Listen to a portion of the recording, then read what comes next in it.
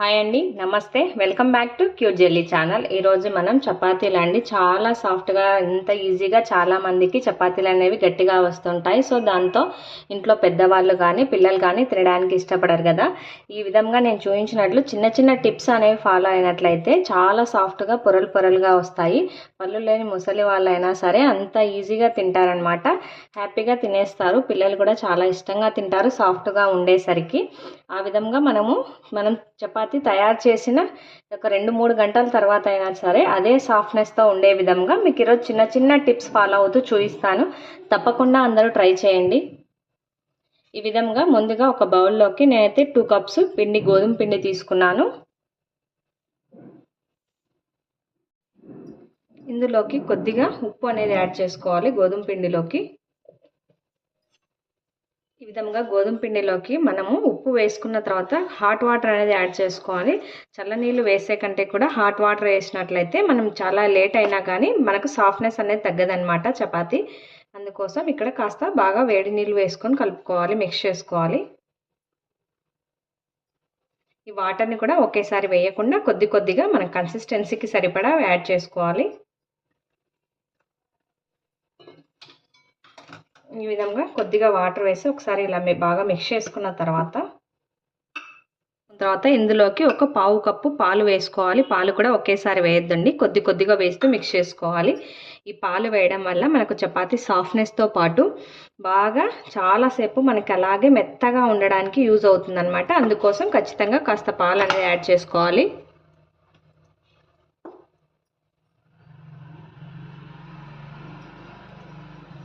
విధంగా ఒకసారి మనం, ఎందుకంటే వాటర్ హాట్గా ఉంటాయి కాబట్టి స్పూన్తో మిక్స్ చేసుకోవాలి. తర్వాత మనం హ్యాండ్ పెట్టేసుకొని పిండిని అంతటిని ఈవెన్గా బాగా మిక్స్ చేసుకోవాలి.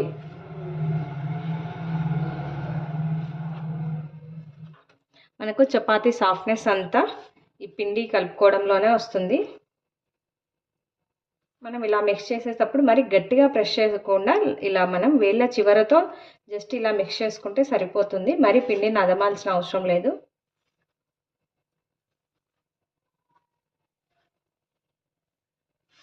ఈ విధంగా పిండిని అంతటిని మిక్స్ చేసుకున్న తర్వాత మనం కొద్దిగా ఆయిల్ అనేది తీసుకొని మళ్ళీ పిండిలోకి యాడ్ చేసుకోవాలి. ఆయిల్ వేసిన తర్వాత మాత్రం మనం బాగా ఒక 5 నుండి 6 నిమిషాల పాటు ఇలా వేళ్ళతో ఒత్తుకుంటూ బాగా పిండిని కలుపుకోవాలి.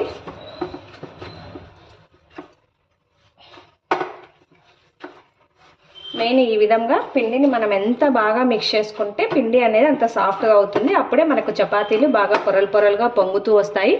అదేవిధంగా ఎన్ని గంటలైనా సరే అలాగే సాఫ్ట్గా ఉంటాయి. పిండిని ఈ విధంగా బాగా సాఫ్ట్గా మనం ప్రిపేర్ చేసి పెట్టుకున్నాం. ఇలా వేలుతో అనగానే ఇలా లోపలికి వెళ్ళిపోతుంది కదా. చూడు ఎంత సాఫ్ట్గా ఉందో పిండిని. ఈ విధంగా మనం సాఫ్ట్గా వచ్చే విధంగా పిండిని అంతటిని చక్కగా మిక్స్ చేసుకోవాలి. ఇప్పుడు ఈ పిండిని ఒక 10 నుండి 15 నిమిషాల పాటు ఇలాగే వదిలేస్తే మనకు పిండి అనేది సెట్ అయిపోతుంది. ఈ విధంగా ఒక 10 నిమిషాల తర్వాత మనం పిండి చూసుకున్నట్లయితే చక్కగా మనకు నానిపోయి ఉంటుంది.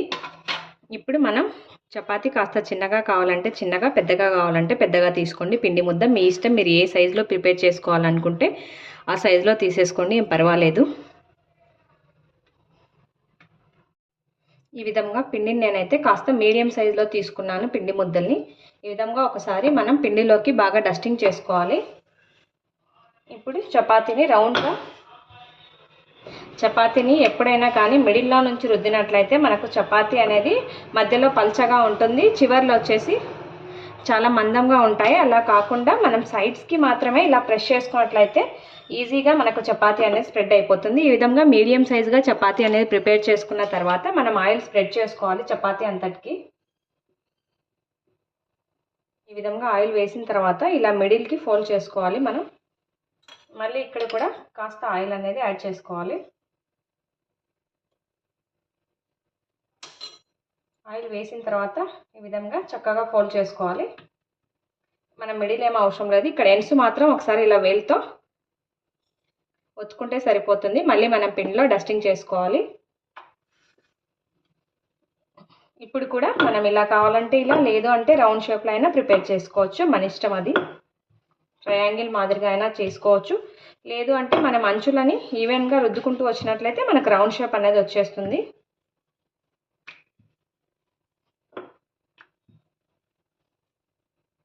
మధ్య మధ్యలో కాస్త మీరు అంటుకున్నట్లయితే పిండిని డస్టింగ్ చేసుకుంటూ ఉండండి. ఇప్పుడు కూడా మనం మిడిల్లో రుద్దొద్దండి, సైడ్స్కి మాత్రమే ఇలా అంటూ ఉన్నట్లయితే అదే మనకు ఈవెన్గా రౌండ్గా వస్తుందన్నమాట. ఈ విధంగా మనం ఈ చపాతీ అనేది మనకు రెడీ అయిపోయింది. ఇప్పుడు ఈ చపాతీని పక్కన పెట్టేసుకుందాం. అదేవిధంగా ఇంకో పిండి ముద్దను కూడా తీసుకొని మీకు స్క్వేర్ షేప్లో ఎలా ప్రిపేర్ చేసుకోవాలో చూపిస్తాను. దీన్ని కూడా ఫస్ట్ మనం ఇలా రౌండ్గా ప్రిపేర్ చేసుకోవాలి. ఈ విధంగా రౌండ్గా ప్రిపేర్ చేసుకున్న తర్వాత మనం ఒకసారి అంతటికి ఆయిల్ బాగా అప్లై చేసుకోవాలి.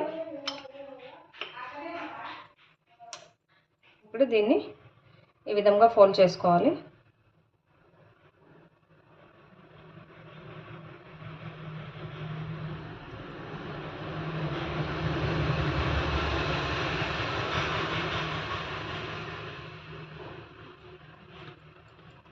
ఇలా ఫోల్డ్ చేసుకొని మళ్ళీ ఒకసారి మనం ప్రెస్ చేసుకోవాలి.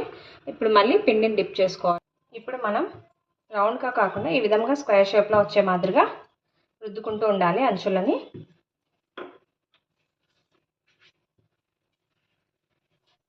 చూడండి, ఈ విధంగా మనము స్క్వేర్ షేప్లో చపాతీ అనేది ప్రిపేర్ చేసుకున్నాం కదా. చపాతీ అనేది మనకి మరి పల్చగా ఉండకూడదు, అలాగని మందంగా ఉండకూడదు. మీడియం సైజులో ఈ మాత్రం థిక్నెస్తో ఉంటే చక్కగా మనకు పొంగుతూ వస్తుంది. ఇప్పుడు నేనైతే ప్యాన్ పెట్టేశాను, ప్యాన్ హీట్ అయిపోతుంది.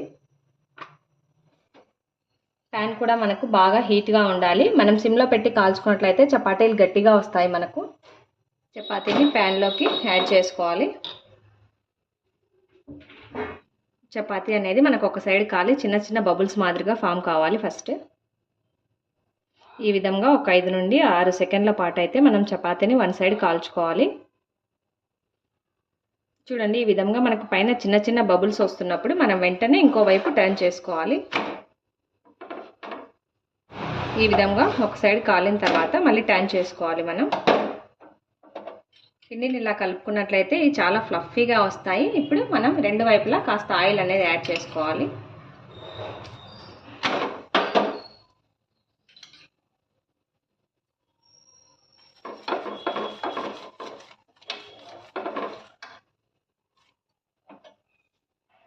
ఈ విధంగా చపాతీని మనం రెండు వైపులా చక్కగా కాల్చుకొని తీసుకోవాలి. ఇప్పుడు స్క్వేర్ షేప్ చపాతీని కూడా కాల్ చేసుకుందాం మనం. చూడండి, మనకు లైట్గా ఇలా చిన్న చిన్నగా బబుల్స్ ఫామ్ అయితే సరిపోతుంది. మనం వెంటనే చపాతీని టర్న్ చేసుకోవాలి.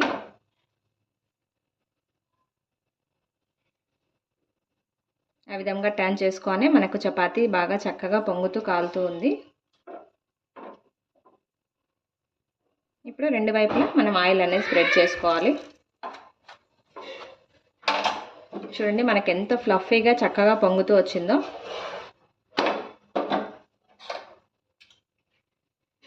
ఈ విధంగా చేస్తే ఎన్ని చపాతీలైనా సరే హ్యాపీగా చాలా ఫ్లఫీగా అండ్ సాఫ్ట్గా కూడా వస్తాయి. చాలా సింపుల్ ప్రాసెస్ అండి. తప్పకుండా అందరూ ట్రై చేయండి.